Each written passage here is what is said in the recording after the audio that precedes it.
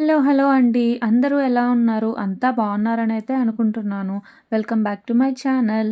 Last వీడియోలో అసలు మేము శ్రీశైలం ఎందుకు వెళ్ళాము, ఎలా వెళ్ళాము అన్న డీటెయిల్స్ అన్నీ మీతో షేర్ చేసుకున్నాను కదా! ఈ వీడియో వచ్చేసి దాని కంటిన్యూషన్ వీడియో. ఇదొచ్చేసి డే 2. ఇవాళ మా జర్నీ ఎక్కడికి వెళ్ళబోతుంది, ఎలా టైం స్పెండ్ చేశాము, ఆ డీటెయిల్స్ అన్నీ మీతో అయితే షేర్ చేసుకుంటాను, వచ్చేయండి. ఇవాళ ఎర్లీ మార్నింగే లేసి టెంపుల్ చుట్టూ వాకింగ్ చేసేద్దామనైతే స్టార్ట్ అయిపోయాము. మార్నింగే టెంపుల్‌లో నుంచి చాంటింగ్స్ వినిపిస్తాయి కదా! అవి వింటూ వాక్ చేస్తూ ఉంటే చాలా అంటే చాలా ప్రశాంతంగా అనిపించింది. అలా కొంతసేపు వాకింగ్ అయితే చేసేసి రూమ్‌కైతే వచ్చేసాము. ఇవాళ ఫస్ట్ మేము వెళ్ళాలనుకుంటున్న ప్లేస్ అక్క మహాదేవి గృహలు. అక్క మహాదేవి గృహలకి వెళ్ళడానికి మనం 1½ అవర్ బోట్‌లో జర్నీ చేసైతే వెళ్ళాలి. ఆ కేవ్స్‌కి వెళ్ళడానికి మనం ముందే టికెట్స్ అయితే బుక్ చేసుకోవాలి. మేము వెళ్ళేసరికే మాకు టికెట్స్ దొరుకుతాయో లేవో అనుకున్నాం, కానీ లక్కీలీ మాకు టికెట్స్ అయితే దొరికాయి. దీనికి లిమిటెడ్ స్లాట్సే అవైలబుల్‌గా ఉంటాయి. డైలీ 100-120 మెంబర్స్‌కి మాత్రమే ఎలో ఉంటుందంట. మనం కిందకి వెళ్ళడానికి 2 వేస్ అయితే ఉంటాయి. ఒకటి రోప్ వే, ఇంకా స్టెప్స్. స్టెప్ వే అయితే చాలా కష్టంగా ఉంటుందని చెప్పి మేమైతే రోప్ వే అయితే తీసుకున్నాము. రోప్ వేకి పర్ హెడ్ 80 రూపీస్ అయితే ఛార్జ్ చేశారు. ఇక్కడ మనకి బోటింగ్ కూడా ఉంది. శ్రీశైలం డ్యామ్ వరకు అయితే తీసుకొని వెళ్ళి అదంతా చూయించి మళ్ళీ రిటర్న్ అయితే తీసుకొస్తారంట. దాని కాస్ట్ కూడా పర్ హెడ్ 80 రూపీస్ అయితే ఛార్జ్ చేస్తున్నారు.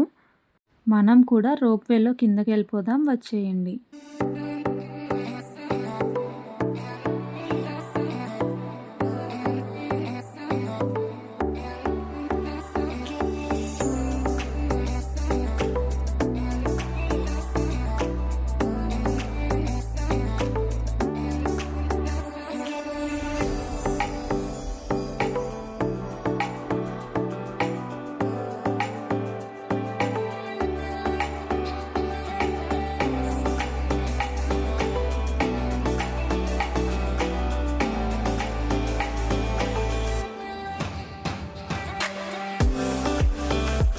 నేనైతే రోప్‌వే ఎక్కటం ఇదే ఫస్ట్ టైం. నాకైతే చాలా అనిపించింది.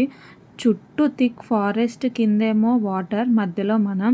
అబ్బా! ఎక్స్‌పీరియన్సే చాలా అంటే చాలా సూపర్. ఇదిగోండి బోట్ అయితే రెడీగా ఉంది. ఈ బోట్‌లోనే ఇప్పుడు మేము అక్క మహాదేవి గృహలకైతే వెళ్ళబోతున్నాము. ఐ థింక్ మేమే లాస్ట్ తీసుకున్నాం అందరికన్నా టికెట్స్. అందరూ ముందుగానే బుక్ చేసేసుకున్నారు. ఆ కేవ్స్ దగ్గరికి వెళ్ళి రావడానికి మనకి మినిమమ్ 4 అవర్స్ టైం అయితే పట్టేస్తుందంట. అక్కడ మనకి తాగడానికి కానీ, తినడానికి కానీ ఏవి దొరకవు.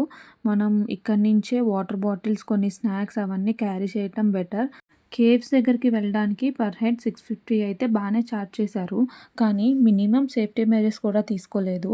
బోట్‌లో సైడ్‌కి లైఫ్ జాకెట్స్ చాలానే ఉన్నాయి, కానీ ఎవ్వరికీ ఇవ్వలేదు. బోట్‌లో 40-50 మెంబర్స్ దాకా అయితే ఉన్నాము. అందరికీ లైఫ్ జాకెట్స్ ఇచ్చి ఉంటే బాగుండనైతే అనిపించింది. పాతాళ గంగ నుంచి అక్క మహాదేవి గృహలకు మన జర్నీ అయితే స్టార్ట్ అయిపోయింది. మీరు కూడా చూసి ఎంజాయ్ చేయండి.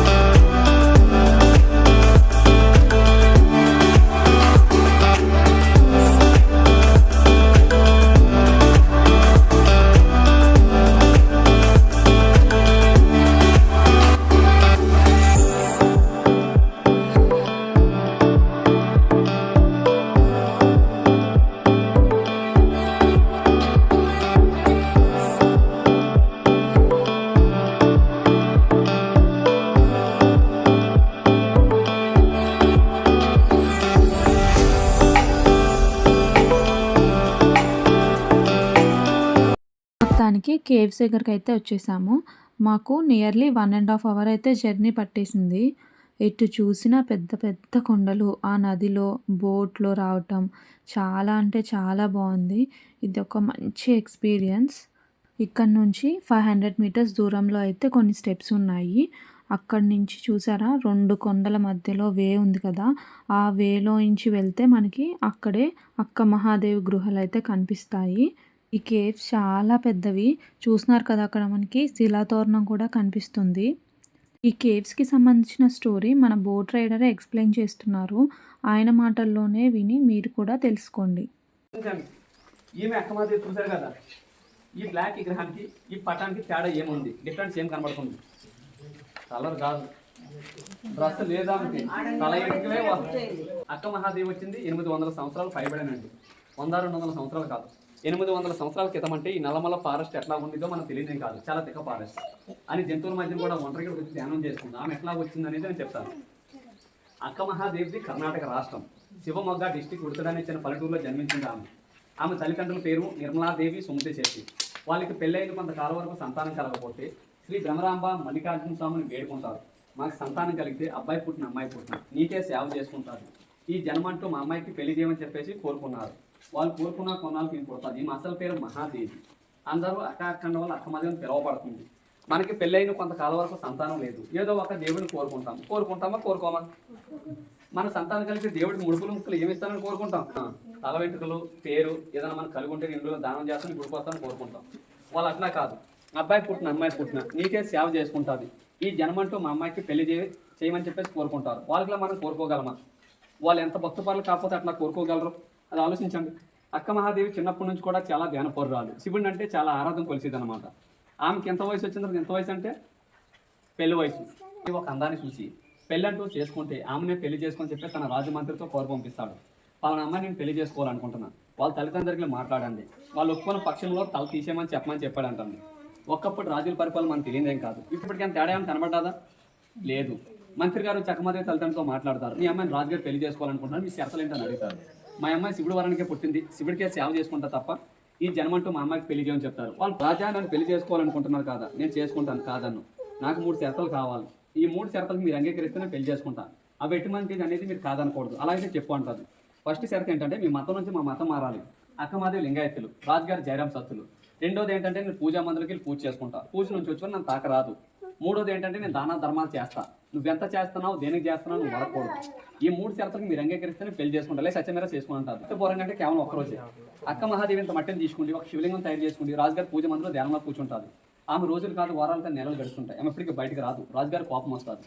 ఏంటి ఈ అమ్మాయి నేను పెళ్లి చేసుకొని తెచ్చుకున్నాను, ఈమె ఎంతకాలం ఖర్చులో కూర్చుంటుంది, నేను ఎంతకాలం వెయిట్ చేయని చెప్పి పూజ మందులు టచ్లో పోతాడు. అప్పుడు ధ్యానంలోంచి లేచిన అక్కమదేవి అంటారు, రాజా నన్ను పూజ నుంచి వచ్చే వరకు మీరు నన్ను తాకరాదని మాటిచ్చారు, మీరు ఎట్లా చేయడం ఇది సమ్మ అని అంటారు. రాజుగారు అంటాడు అప్పుడు నేను ఎంతకాలం వెయిట్ చేయని చెప్పి సమాధానం చెప్తాడు. అప్పుడు అంటది అక్కమదేవి, నాకు ఇన్నాళ్ళ మట్టి తిండి లేదు ఏమీ లేదు, ఓం నమః మంత్రం తప్ప. ఇన్నాళ్ళ మట్టి నా ఈ భక్తిని గమనిస్తారేమనుకున్నాను తప్ప, కానీ ఈ తొచ్చమైన శరీరం భాగం చూస్తే కదా మీరు మోహిని చెప్తాం ఒక్కొక్క వస్తువుని తీసి రాజుగారు ముంగడే చేస్తాడు. తన పొడవైన తల ఎంట్రుకలతో ఒళ్ళంతా కప్పుకుంటుంది, అదంటే నేచురల్ ఫోటో. ఆమెకు ఆ పరిస్థితి అట్లా వచ్చిందన్నమాట. ఇస్తాడు. అప్పుడు రాజుగారికి ధ్యానోదయం అవుతుంది అనమాట. అమ్మ నేను యామోహంతో చాలా తప్పు చేశాను, నన్ను క్షమించమని చెప్పేసి ఆమె కాలు మీద పడి క్షమాపణ వేడుకుంటాడు. నారాజ్యంలో ఉండి తల్లి నువ్వు ఎక్కడికి వెళ్ళొద్దు, నీకేం కాలం నేను చూసుకుంటానంటే, లేదు నా స్వామి దగ్గరికి వెళ్ళిపోతానని చెప్పేసి కర్ణాటక నుంచి కాలి నడకన ఒంటి మీద నూలు పోగ లేకుండా ఇక్కడ మల్లికార్జున స్వామి దర్శనానికి వచ్చిందండి ఆమె ఇక్కడ మల్లికార్జున స్వామి దర్శించుకుంది. ఆమె తపస్సు చేసుకోవడానికి నల్లమల ఫారెస్ట్ అంతా ఎక్కుతుంటే ఆమెకు వస్త్రాలు లేవు, ఏ నరమానుడు కంట కనబడకూడదు, ఆమె తపస్సు చేయడం భంగం కలగకూడదని చెప్పేసి ఈ నల్లమల ఫారెస్ట్ అంతా ఎక్కుతుంటే వనదేవత ప్రత్యక్షమై అమ్మాని ఒక దైవ సంకల్పంతో వచ్చు, పలానా చోట ప్లేస్ ఉంది, ఆ ప్లేస్ లోపల నువ్వు తపస్సు చేసుకో, ఏ నరమానుడు నీ కంట కనబడని చెప్పేసి ఆమె నీ కేసు లోపల ఇచ్చిపెట్టి వెళ్ళిపోయిందంటే. అక్క మహాదేవి కేవ్స్ లోపల 12 సంవత్సరాలు తపస్సు చేసిన చరిత్రలు ఉన్నాయి. ఆమె తపస్సుకు మెచ్చి భ్రమరాంబ మల్లికార్జున స్వామి ప్రత్యక్షమై ఒక స్వయంభూ శివలింగాన్ని నిర్మించారు కేవ్స్ లోపల. మా లింగానికి న్యాచురల్గా అభిషేకం జరుగుతూనే ఉంటుంది. ఇక్కడ 365 రోజులు అభిషేకం పడతానే ఉంటుంది.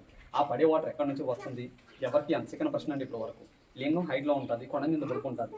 ఆ బొడుకు నుంచి 10 minutes 15 minutes డ్రాప్ లింగం మీద పడుతుంది. లింగం ఇట్లా టచ్ చేయడంలో చూస్తే కనబడుతుంది. అది సహజ కదిలివనం అని చెప్పాను కదా. ఆమె అక్కడికి వెళ్ళి కొంతకాలం తపస్సు చేసి అక్కడే శివుడిలో ఒక జ్యోతి రూపంలో ఐక్యమైపోయింది.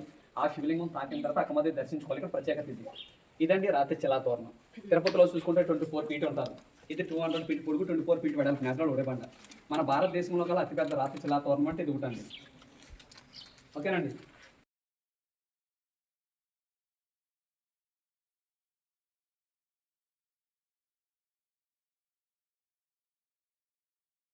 ఇక్కడ ఉన్నారు కదా ఈవిడే అక్క మహాదేవి.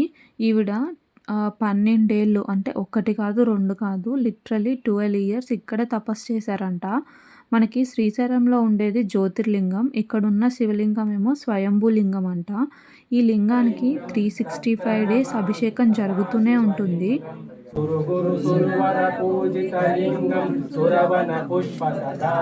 చూస్తున్నారు కదా ఎంత చీకటిగా ఉందో. లోపల మొత్తం గబ్బిలాల వాసన. ఒకళ్ళు తర్వాత ఒకళ్ళు మాత్రమే వెళ్ళాలి. మనకి ఎటువంటి లైట్స్ కూడా లేవు. ఓన్లీ మన మొబైల్ టార్చ్‌తోనే మనం లోపలికైతే వెళ్ళి రావాలి. అలా నేను కూడా శివలింగాన్ని అయితే దర్శించుకొని వచ్చేసాను. అక్క మహాదేవి ఇక్కడ 12 సంవత్సరాలు తపస్సు చేసి పక్కనే ఉన్న కదలీవనంలో కూడా కొన్నేళ్ళు తపస్సు అయితే చేశారంట. తరువాత ఆ మల్లికార్జున స్వామిలో ఐక్యమైపోయారు. ఇలా ఇక్కడ అక్క మహాదేవి గృహలు చూశాక మళ్ళీ రిటర్న్ పాతాళగంగ దగ్గరకైతే వెళ్ళిపోతున్నాము. శ్రీశైలం ట్రిప్‌లో డే 2 అయితే అక్క మహాదేవి గృహలను అయితే చూసి కంప్లీట్ చేసేసాము. ఇదండి ఇవాల్టి వీడియో. మళ్ళీ నెక్స్ట్ వీడియోలో ఇంకొన్ని ఇంట్రెస్టింగ్ ప్లేసెస్ మీ అందరితో షేర్ చేసుకుంటాను. అంతవరకు ఉంటాను. Bye bye. Take care.